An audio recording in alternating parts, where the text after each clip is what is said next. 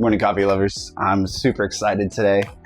I finally got my temperature control kettles, so we should be making some really good coffee today. I got the, actually the Starbucks bean this time, the Ethiopia blend.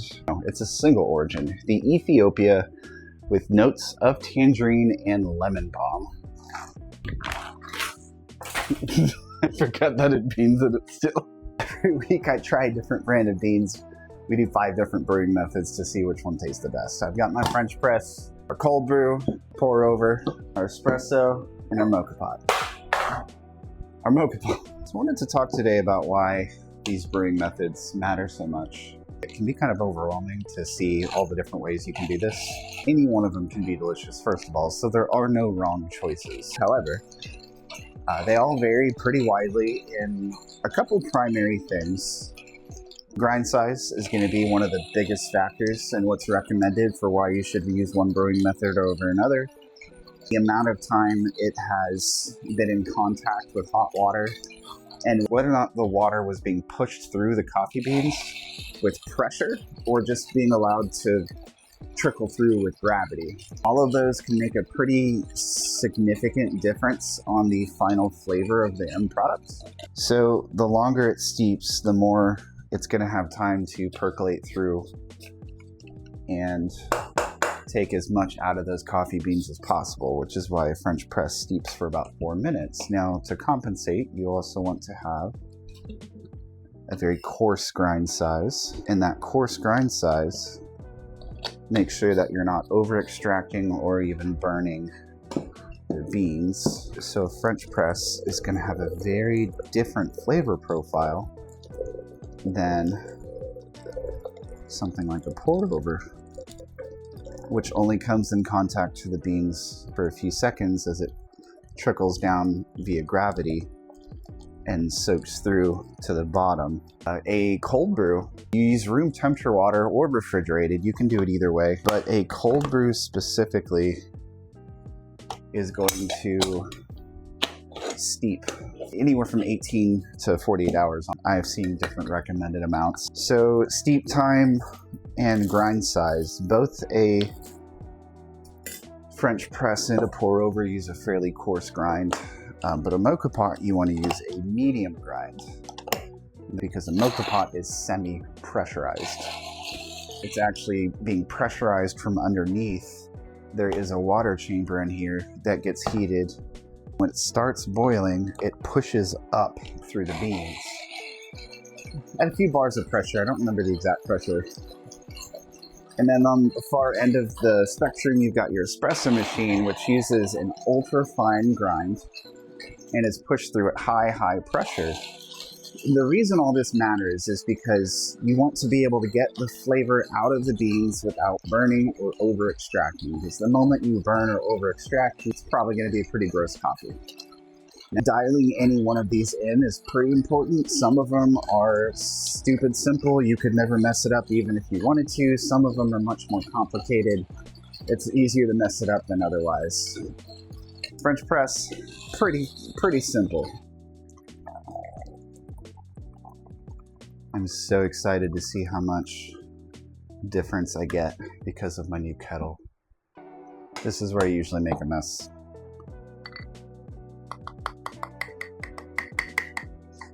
Almost. You almost got me. Now, I do these 5 brewing methods and every now and then the AeroPress just because that's what I personally have available. There are other different methods out there that all have their own merit. Some are ones I really would like to try.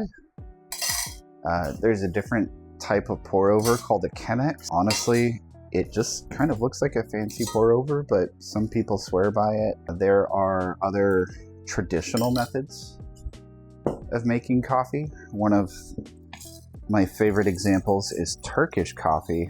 And I'm going to briefly describe it because I don't really know it that well, so I don't want to butcher it or get it wrong, but essentially they mix the grounds directly in with the water, and then they have a bed of sand with fire under it, and the sand gets extremely hot. It'll take a cup of room temperature water from room temperature to straight boiling in sometimes seconds. I've seen the videos, it's crazy. It transfers that heat so fast. And then Turkish coffee, they also add a lot of spices. I've only had Turkish coffee one time, and it was really tasty, but it was unlike any coffee I'd ever had.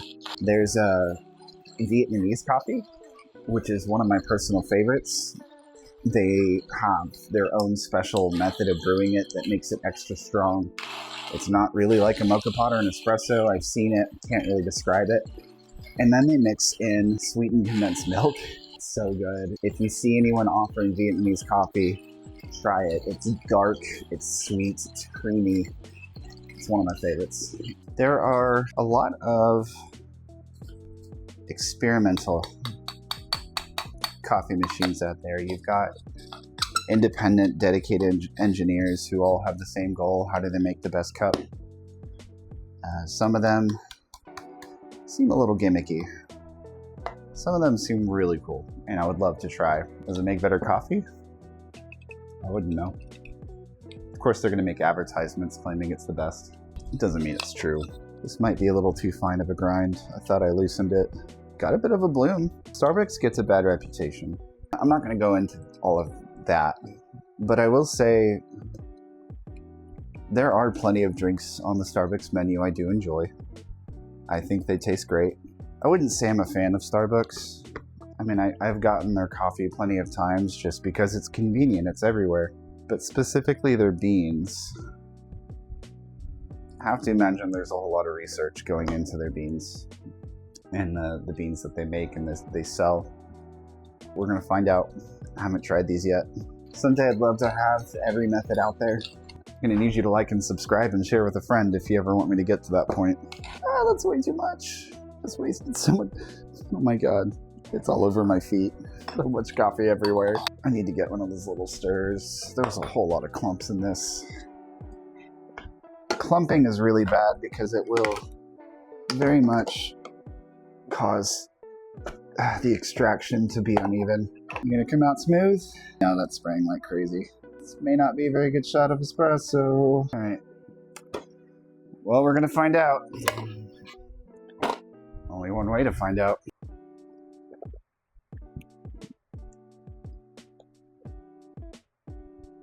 Tangerine and lemon balm. That is spot on.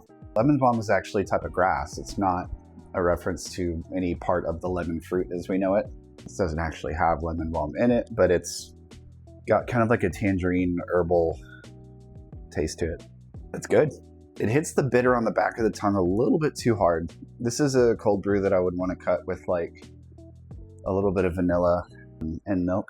I'm probably going to do that later. That sounds really good. Oh my God. That French press is really good. Oh, that's super good. It's just smooth. There's almost no bitterness to this at all. It's very slightly fruity, not bitter, not watery though. And that's been my problem with these French presses most of the time. They come out really thin and almost flavorless.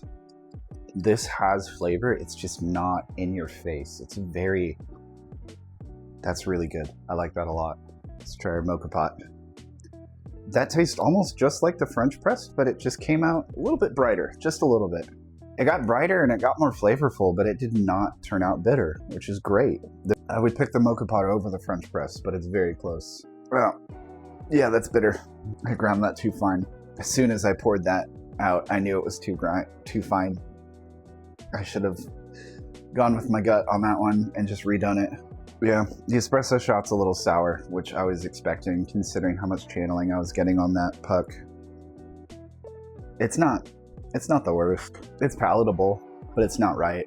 Mocha pot, you win this week. Starbucks beans. Not the best beans I've had, but they weren't expensive. They make good coffee.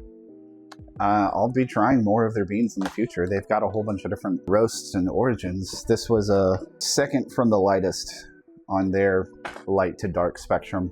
Starbucks, you make good coffee. I'll be buying your beans again at some point. Don't forget to like and subscribe, guys, and I will see you next week. Yeah, just spilled.